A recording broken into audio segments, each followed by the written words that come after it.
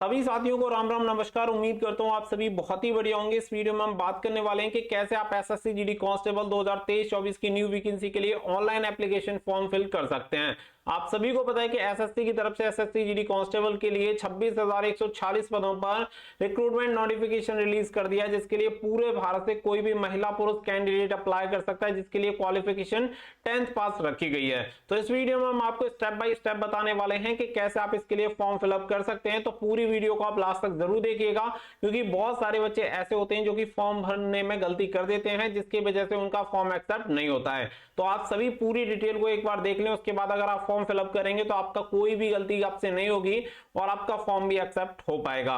तो वीडियो पसंद आए वीडियो को लाइक शेयर करके चैनल को सब्सक्राइब कर लें और बेल आइकन पर प्रेस कर लें, ताकि फ्यूचर में आने वाले अपडेट के नोटिफिकेशन आपको सबसे पहले मिलते रहें। तो सबसे पहली बात तो यह है कि अगर आपने एसएससी के थ्रू कभी भी किसी भी वैकेंसी के लिए फॉर्म अप्लाई किया है, जैसे कि एसएससी एमटीएस, सीएचएसएल या फिर स्टेनोग्राफर या किसी भी वैकेंसी के लिए अगर आपने पहले कभी फॉर्म अप्लाई किया है, तो आपके पास लॉगिन डिटेल्स जरूर से होंगी।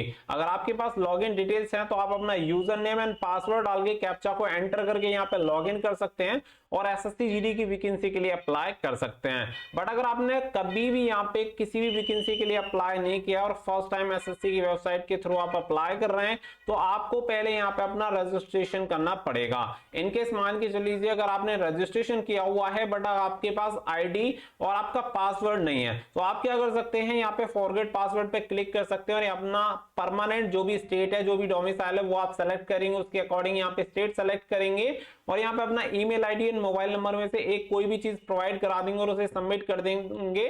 तो वहां पे आपको ओटीपी मिलेगा। ओटीपी एंटर करने के बाद आपको यूजर नेम एंड पासवर्ड दोनों मिल जाते हैं। फिर उसके बाद आप डायरेक्टली लॉग इन कर सकते हैं। तो ये तो हो गया एग्जिस्टिंग जो यूजर है उनके लिए, लेकिन जिसने कभी भी रजिस्ट्रेशन किया नहीं है, फर्स्ट टाइम यहां से अप्लाई कर रहे हैं, उनको रजिस्टर नाउ पे क्लिक करना होगा। और जैसे आप रजिस्टर नाउ पे क्लिक करेंगे, कुछ इस तरीके का इंटरफेस आपके सामने ओपन होता है। तो 3 स्टेज में आपका ये रजिस्ट्रेशन कंप्लीट होता है। एक बेसिक डिटेल्स, एक एडिशनल एंड कॉन्टैक्ट डिटेल्स, एक आपका डिक्लेरेशन। तो 3 स्टेप में आपका कंप्लीट हो जाता है। तो सबसे पहले आप सभी को बता दें कि जो भी डिटेल्स आपको फिल करनी है वो 10th के सर्टिफिकेट के अकॉर्डिंग आपको फिल करनी है। कोई भी डिटेल उससे अलग नहीं होनी चाहिए, सभी डिटेल्स मैच होनी चाहिए। सबसे पहले यहाँ पे आपको पूछा जाता है आपके आधार कार्ड के बारे में कि डू यू हैव आधार। तो अगर आपके पास आधार है तो आप यस करेंगे, अगर आपके पास नहीं है तो आप नो कर देंगे। अगर आपके पास है भी, अगर आप नहीं लगाना चाहते हैं तो भी आप नो कर देंगे।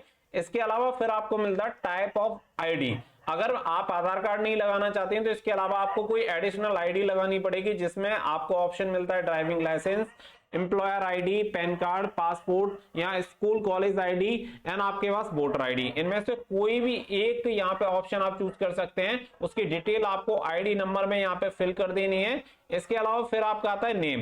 ये नेम आपको एंटर करना है। फिर आपको वेरीफाई नेम में एंटर कर देना अपना नेम, जो आपका 10th की मार्कशीट में है वही डिटेल्स आपको यहाँ पे फिल करनी है।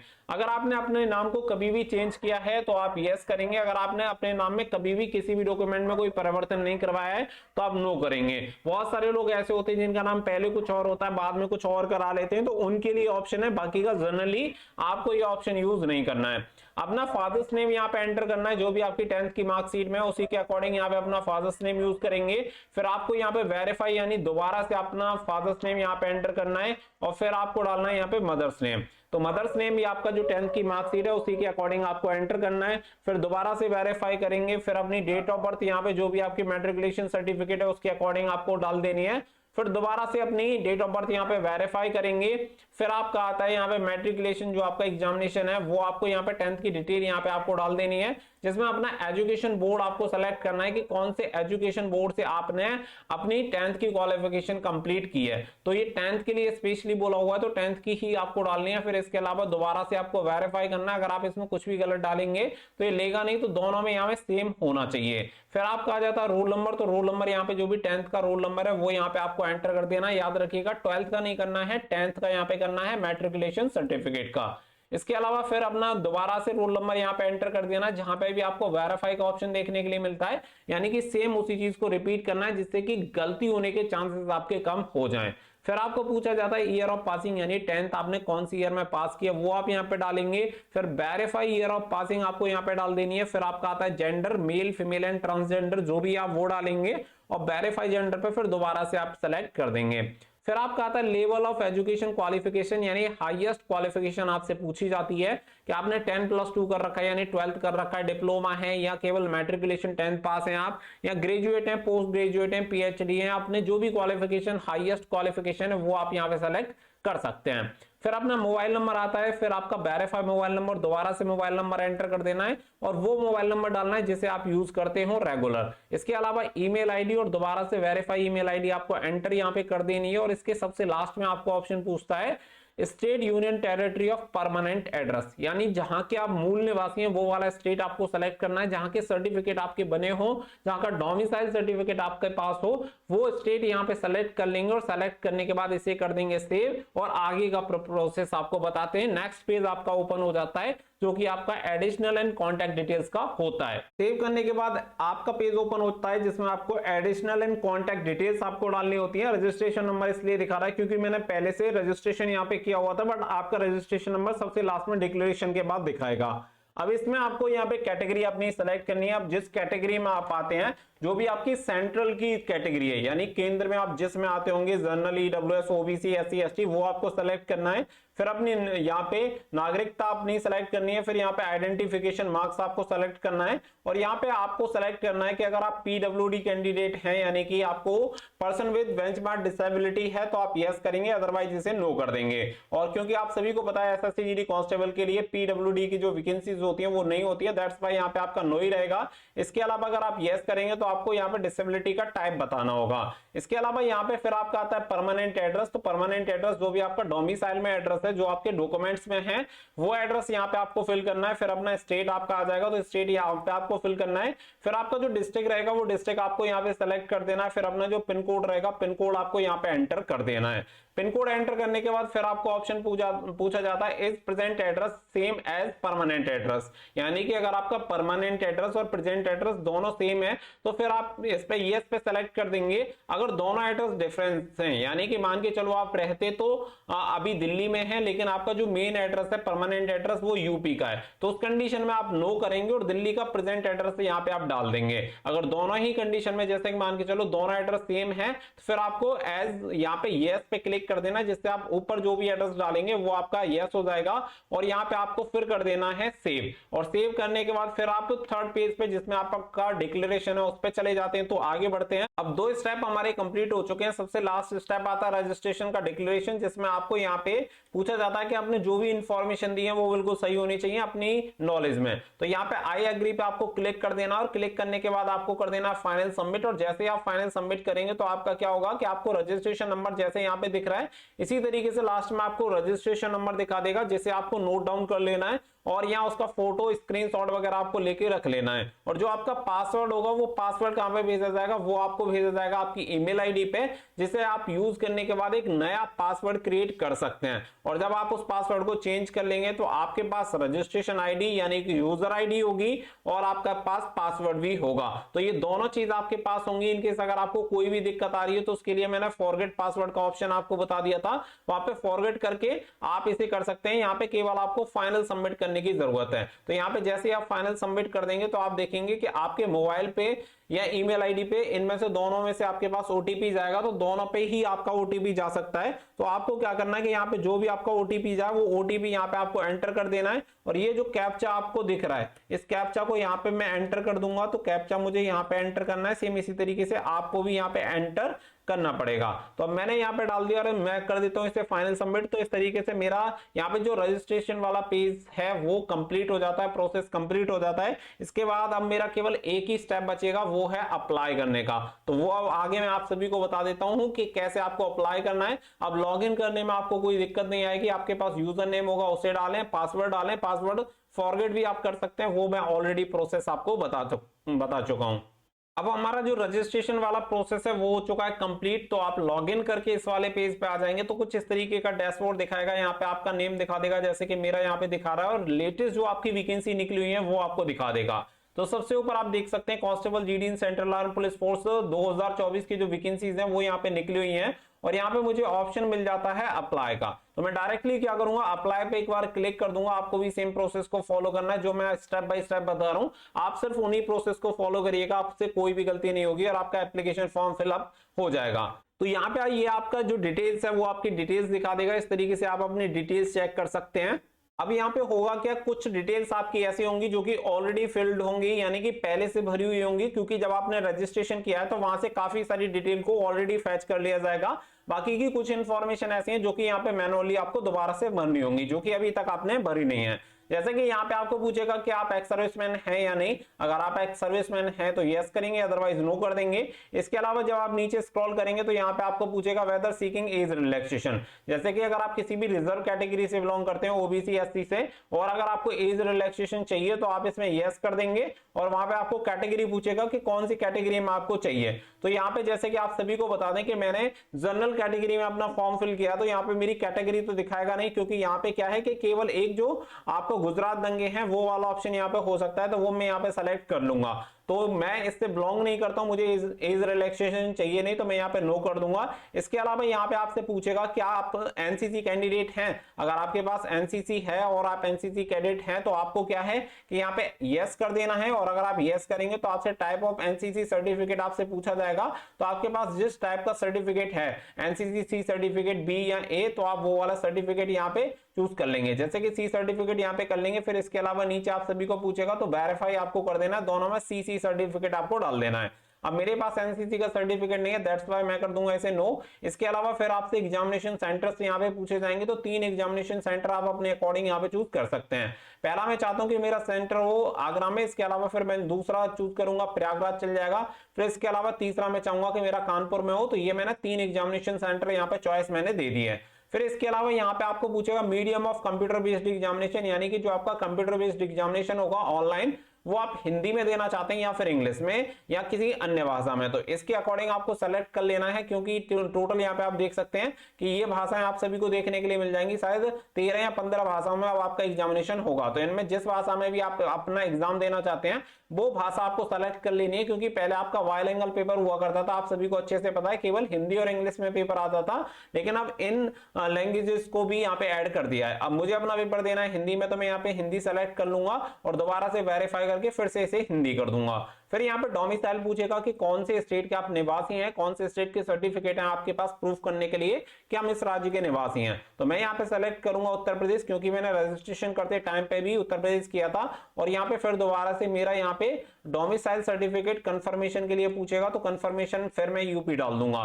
फिर यहाँ पे डिस्ट्रिक्ट ऑफ डोमिसाइल पूछेगा कि कौन सा डिस्ट्रिक्ट आपका लगता है, तो जो भी डिस्ट्रिक्ट आपका यूपी में लगता है उस डिस्ट्रिक्ट का आप सभी को डाल देना है, क्योंकि उसी के अकॉर्डिंग आप सभी को अपना जो सर्टिफिकेट होगा वो वहां पे देना होगा। तो मैंने यहाँ पे जिसका मेरे पास है उसका मैंने यहाँ पे फिल कर दिया। ये सारी चीजें सिर्फ मैं आपको एग्जांपल के लिए बता रहा हूँ, जिससे कि आप फॉर्म फिल कर पाए। यहाँ पे आपको पूछा हुआ है have you migrate from state union territory of your origin to other state. तो यहाँ पे आप सभी को पूछा है कि आपने कभी किसी दूसरे, मतलब जिस स्टेट के निवासी हैं वहां से दूसरे में माइग्रेट किया है या नहीं किया, यानी कि आप जिस राज्य में रहते थे उसी राज्य के निवासी हैं, तो फिर ठीक है, तो यहाँ पे आपको इसमें कर देना नो। अदरवाइज आप यहाँ पे फिर क्या है कि यहाँ पे आपको इसमें सेलेक्ट कर देना है। तो यहाँ पे क्या है कि हमने इसमें ऑलरेडी यहाँ पे सेलेक्ट कर दिया कि हम उत्तर प्रदेश के निवासी हैं, तो यहाँ पे ये माइग्रेट वाला ऑप्शन ऑलरेडी मुझे दिखाएगा नहीं, तो यहाँ पे डिसेबल दिखा रहा है। दैट्स व्हाई मुझे इसमें कुछ भी करने की जरूरत नहीं है। तो इसी तरीके से आपके में अगर आता है तो आप यस कर सकते हैं। अगर आपने माइग्रेट किया है, यानी पहले आप यूपी में रहते थे फिर जाके बिहार में रहने लग गए, तो आपका जो ओरिजिन है वो तो यूपी रहेगा, लेकिन अभी आप बिहार में रह रहे हैं, बिहार के सर्टिफिकेट हैं, तो आपको यहाँ पे यस करना पड़ेगा। तो इसकी वजह से बहुत सारे बच्चों को प्रॉब्लम हुई थी 2021 वाली भर्ती में। तो इसका आपको खास करके याद रखना है। याद रखना, अगर आप यूपी के निवासी हैं, यूपी के डॉक्यूमेंट्स लगा रहे हैं, तो आपको यहाँ पे माइग्रेट वाले ऑप्शन पे टिक करने की जरूरत है ही नहीं, आपको इसे नो रहने देना है। सेम इसी तरीके से ये ऑप्शंस मेरे यहाँ पे खुलेंगे नहीं। इसके अलावा फिर यहाँ पे बात आ जाती है चॉइस वाली कि आपको कौन सी फोर्स को यहाँ पे चॉइस देनी है। अब इसके लिए क्या है कि पोस्ट डिटेल्स पे यहाँ पे आप क्लिक करेंगे तो आपको दिखा देगा कि कौन सी फोर्स के लिए कौन सा कोड आपको यूज करना है। आप जो भी चॉइस दे देंगे उसी के अकॉर्डिंग मेरिट बनेगी और वही चॉइस आपको मिलेगी। अगर आप यहाँ पे जैसे मान के चलो सीआरपीएफ पहली चॉइस दे देते हैं, सीआरपीएफ की कट ऑफ जाती है 110 और आपके नंबर आते हैं 150, तो आपको सबसे पहले सीआरपीएफ मिलेगी। तो यहाँ पे जब भी चॉइस भरें, चॉइस आपको ध्यान से भरनी है। इसके लिए मैं एक वीडियो बना दे रहा हूं, उस वीडियो को आप जाके देख लेना कि चॉइस कैसे भरनी है। ये बहुत ज्यादा इंपॉर्टेंट है क्योंकि बाद में आपकी पोस्ट प्रेफरेंस चेंज नहीं होती। इसलिए जो भी पोस्ट प्रेफरेंस भरें वो पूरे ध्यान से भरें और जो भी आपकी चॉइस है उसके अकॉर्डिंग आपको भर देना है। तो यहाँ तो मैं रैंडम जैसे आप सभी को बता रहा हूं कि जैसे मैं चाहता हूं कि सबसे पहले मुझे यहाँ एसएसएफ मिल जाए, तो एसएसएफ में सेलेक्ट कर दूंगा HB और फिर यहाँ पे CISF सेलेक्ट करूंगा, फिर D। तो HBD में यहाँ पे सबसे पहले करूंगा तो हैप्पी बर्थडे, ये वाला मेरा कोड रहेगा HB और यहाँ पे मैं कर दूंगा B और यहाँ पे कर दूंगा D। इसके अलावा यहाँ पे क्या है कि आप जो भी सेलेक्ट करना चाहते हैं वो यहाँ पे आप सेलेक्ट कर सकते हैं। ये आपके ऊपर डिपेंड करेगा कि आप कौन सी यहाँ पे सेलेक्ट करना चाहते हैं। तो मैंने तो यहाँ पे इस तरीके से रैंडम यहाँ पे सेलेक्ट कर लिया, फिर मुझे कोई फर्क नहीं पड़ता। आप अपने अकॉर्डिंग सेम इसी तरीके से यहाँ पे सेलेक्ट कर सकते हैं। तो ये याद रखिएगा, ये आपके लिए काफी ज्यादा जरूरी रहेगा क्योंकि अगर आपने इसे गलत भर दिया तो फिर आप इसमें कोई भी चेंजेस नहीं कर पाओगे। तो एक बार आपको ध्यान से इसे भरना है। इसके अलावा फिर यहाँ पे आपसे हाईएस्ट क्वालिफिकेशन पूछेगा। हाईएस्ट क्वालिफिकेशन जो भी आपकी है, जो आपने कर रखा है वो आप यहाँ पे फिल कर देंगे। आपकी अगर क्वालिफिकेशन आपको इसमें नहीं मिल पा रही है तो आप अदर्स पे भी क्लिक कर सकते हैं। मैं यहाँ पे 10th ही यहाँ पे फिल कर देता हूँ। हाईएस्ट क्वालिफिकेशन यहाँ पे 10th मैंने किया हुआ है या फिर इक्विवेलेंट है। तो यहाँ पे क्या रहता है कि एक ऐसी डिग्री है जैसे कि 10वीं मैंने कर रखा है तो डायरेक्ट 10th आप कर देंगे, लेकिन एक ऐसा डिप्लोमा या सर्टिफिकेट आपने कर रखा है जो 10वीं के समकक्ष है तो आपको यहाँ पे equivalent to the 10th standard आपको सेलेक्ट करना है। अब ये मैंने सेलेक्ट कर दिया, बाकी की जो डिटेल्स है वो अपने आप यहाँ पे ले लेगा। स्टेटस यहाँ पे कर देंगे पास या अपीयरिंग है तो भी आप यहाँ पे कर सकते हैं। फिर यहाँ पे परसेंटेज पूछेगा तो परसेंटेज यहाँ पे मेरी जो भी परसेंटेज है वो मैं यहाँ पे सेलेक्ट कर दूंगा। इसके अलावा पॉइंट नंबर 27 पे आप सभी को पूछा जाएगा कि आप अपनी जो इन्फॉर्मेशन है वो डीओपीटी के साथ शेयर करना चाहते हैं या नहीं करना चाहते। जैसे भविष्य में कोई भी जॉब अपॉर्चुनिटी हो तो वहां पे आपको इसके बेसिस पे सेलेक्ट किया जाए तो आप इसमें यस कर सकते हैं। नो करने में आपको कोई दिक्कत नहीं है, यस करने में भी दिक्कत नहीं है। तो यहाँ पे आप यस कर देना, आपको कोई भी दिक्कत नहीं आएगी। फिर इसके अलावा ऊपर आपको जो आपकी डिटेल्स हैं जो ऑलरेडी आपने फिल कर रखी है, जिसमें address, mobile number, email ID वगैरह, वो आपको दिखाएगा। और यहाँ फिर आपका आता फोटो, तो फोटो यहाँ पे आपको सेलेक्ट कर लेना है। तो फोटो आप सभी को यहाँ पे सेलेक्ट करना है। जैसे फोटो में यहाँ पे सेलेक्ट कर लेता हूं तो सबसे पहले मैं जाऊंगा फोटो के लिए, तो फोटो मैंने यहाँ पे सेलेक्ट कर लिया। फिर यहाँ पे मुझे पूछेगा आपका जो सिग्नेचर होना चाहिए वो सिग्नेचर आपका क्लियर विजिबल होना चाहिए। तो इसके पूरे जो इंस्ट्रक्शन है वो आप सभी को एक बार देख लेने हैं। तो मैंने यहाँ पे अपने सिग्नेचर, इसने बोला है कि file should be between 10 to 20 KB। तो यहाँ पे 10 से 20 KB के बीच में होना चाहिए। तो यहाँ पे 10 से 20 KB के बीच में मुझे फोटो जो है सिग्नेचर वाला वो यहाँ पे अपलोड करना पड़ेगा। इसके अलावा यहाँ पे आप सभी को पूछेगा कि आपने ये जो फोटो है वो 24 अगस्त 2023 के बाद का यहाँ पे लिया है, यानी कि इसके बाद का ही आपका फोटो होना चाहिए। अगर आपने इस पे नो कर दिया तो आपका फॉर्म हो जाएगा, आप ये समझो कि आपका जो फॉर्म होगा वो एक्सेप्ट नहीं होगा, रिजेक्ट हो जाएगा। इसलिए आपको यहाँ पे करना है यस कि हाँ मैंने ये जो फोटो है इसके बाद ही लिया है। तो टेकन ऑन आफ्टर 24 अगस्त 2023, जिससे कि ये 3 महीने से ज्यादा पुराना नहीं होना चाहिए, ये वाला प्रोसेस होता है। तो इसी के लिए यहाँ पे आपको जो सेलेक्ट करना है वो यस करना है, गलती से भी आपको नो नहीं कर देना है। और अपने जो सिग्नेचर है वो यहाँ पे अपलोड कर देना है। और अपलोड करने के बाद नीचे फिर आपको ऑप्शन मिलता है वो दिखाते हैं। तो सिग्नेचर और फोटो यहाँ पे अपलोड हो जाने के बाद यहाँ पे वेरीफाई पे आपको क्लिक कर देना है, आई एग्री पे। और इसके अलावा यहाँ पे जो आपको कैप्चा दिख रहा है, ये कैप्चा आपको यहाँ पे फिल कर देना है। तो कैप्चा मैं यहाँ पे फिल कर देता हूँ। तो ये कैप्चा यहाँ पे फिल करने के बाद आपको यहाँ पे चाहे तो आप प्रीव्यू कर सकते हैं। तो एक बार प्रीव्यू पे आपको क्लिक कर देना है, जिससे आपने जो भी डिटेल्स फिल करी है वो डिटेल्स आपको यहाँ पे दिखा देगा, आपने कौन कौन सी डिटेल्स यहाँ पे फिल करी है। अगर आपको कोई भी गलती लगती है तो आप उसमें चेंजेस कर सकते हैं। तो यहाँ पे मेरी पूरी डिटेल्स दिखा रहा है। तो इसी तरीके से आप अपनी पूरी डिटेल्स यहाँ पे एक बार वेरीफाई कर लेंगे। वेरीफाई करने के बाद फिर आपको नीचे स्क्रॉल डाउन कर देना है और सबसे लास्ट में फिर आप सभी को यहाँ पे अपनी जो डिटेल्स है वेरीफाई हो जाने के बाद यहाँ पे फोटो एंड सिग्नेचर आपको दिखाएगा। तो फिर आपको सबमिट कर देना है। इनकेस अगर आपको कोई भी चेंजेस करना है तो एडिट एंड मॉडिफाई पे क्लिक करके आप उसमें चेंजेस भी कर सकते हैं। तो मैं कर दूंगा इसे ओके। तो यहाँ पे ओके करने के बाद यहाँ पे डायरेक्टली क्या है, मुझे प्रिंट अगर लेना है तो आप प्रिंट ले सकते हैं, या डायरेक्टली अगर आपको पेमेंट के लिए प्रोसीड करना है तो पेमेंट के लिए आप यस पे क्लिक कर देंगे। तो यहाँ पे do you want to proceed for payment, तो आपको यस पे क्लिक कर देना है। तो जैसे आप यस पे क्लिक करेंगे आपके सामने ये पेमेंट स्क्रीन आ जाएगी, जिसमें ऑनलाइन पेमेंट के लिए ऑप्शन आपको दे रहा है। तो यहाँ पे 100 रुपीज मुझे एप्लीकेशन फीस पे करनी होगी, क्योंकि मैं जनरल जनरल कैटेगरी से बिलोंग करता हूं, तो यहाँ पे 100 रुपीज एप्लीकेशन फीस है। तो यहाँ पे